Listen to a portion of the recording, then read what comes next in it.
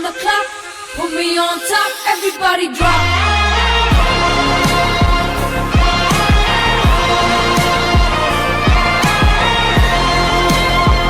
உலகெங்கும் வாழும் யூடியூப் உறவுகளுக்கு வணக்கம். புதிய வீடியோவில் உங்கள் அனைவரையும் சந்திப்பதில் மிக்க மகிழ்ச்சி. அந்த வகையில் இன்று நம் எல்லோருக்கும் பிடித்த கவிஞனான நா. முத்துக்குமார் என்பவரால் எழுதப்பட்ட 5ஆம் வகுப்பு ஆ பிரிவு என்ற கவிதை பற்றிய சில கருத்துக்களை உங்களோடு பகிர்ந்து கொள்ளலாம் என நினைக்கின்றேன். அந்த கவிதை இவ்வாறு ஆரம்பிக்கும். மழை பெய்யாத நாட்களிலும் மஞ்சள் குடையோடு வரும் திலகவதி டீச்சர் வகுப்பின் முதல் நாளன்று முன்பொரு முறை எங்களிடம் கேட்டார், படிச்சு முடிச்சதும் என்னாக போறீங்க?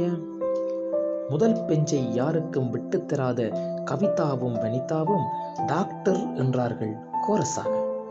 இன்று கல்யாணம் முடிந்து குழந்தைகள் பெற்று ரேஷன் கடை வரிசையில் கவிதாவையும், கூந்தலில் செருகிய சீப்புடன் குழந்தைகளை பள்ளிக்கு வழியனுப்பும் வனிதாவையும் எப்போதாவது பார்க்க நேர்கிறது.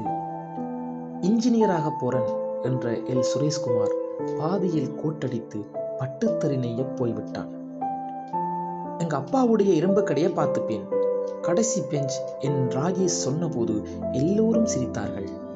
இன்று அவன் நியூ ஜெர்சியில் மருத்துவராக பணியாற்றியபடி நுண் உயிரியலை ஆராய்கின்றான்.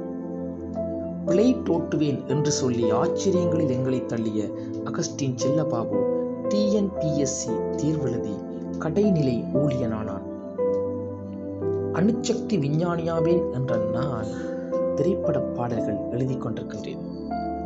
வாழ்க்கையின் காற்று எல்லோரையும் திசை மாற்றி போட வாத்தியாராவேன் என்று சொன்ன குண்டு சுரேஷ் மட்டும் நாங்கள் படித்த அதே பள்ளியில் ஆசிரியராக பணியாற்றுகின்றான். நினைச்ச வேலையை செய்யறே, எப்படி இருக்கு மாப்பிளே என்றேன். ஷாக்பீஸ் துகள் படிந்த விரல்களால் என் கையை பிடித்து, படிச்சு முடிச்சதும் என்னாக போறீங்கன்னு என் மாணவர்களிடம் நான் கேட்பதே இல்லை என்றான். இக்கவிதை பாடசாலையில் படிக்கும் போது இருந்த கனவுகள் மற்றும் யதார்த்த வாழ்க்கைக்கு இடையிலான வேறுபாட்டை காட்டுகின்றது. நாம் எல்லோரும் தரம் 5 படிக்கும் போது ஆசிரியர்களுக்கு நாம் என்னவாக வருவோம் என்பது பற்றி கூறியிருப்போம். அவற்றை ஒரு கணம் நினைத்து பார்த்தால் வியப்பாகவும் வேடிக்கையாகவும் நகைச்சுவையாகவும் இருக்கும். ஒரு ஆசிரியராக இக்கவிதையை படித்த பின்னர் எனக்குள் ஏற்பட்ட மாற்றங்கள் பல. முன்பெல்லாம் ஒவ்வொரு மாணவனையும் உன்னுடைய லட்சியம் என்ன என்று கேட்டிருப்பேன். வகுப்பில் சில மாணவர்கள் செல்வச் செழிப்பான முகங்களோடு இருப்பார்கள், சிலர் வறுமை தூரிகை விரைந்த முகங்களோடு இருப்பார்கள். நாங்கள் யாரையும் இவன் நல்ல நிலைக்கு வருவான், இவன் அவ்வாறு வரமாட்டான் என்ற எண்ணத்திலிருந்து விடுபட எனக்கு இந்த கவிதை வழி சமைத்தது.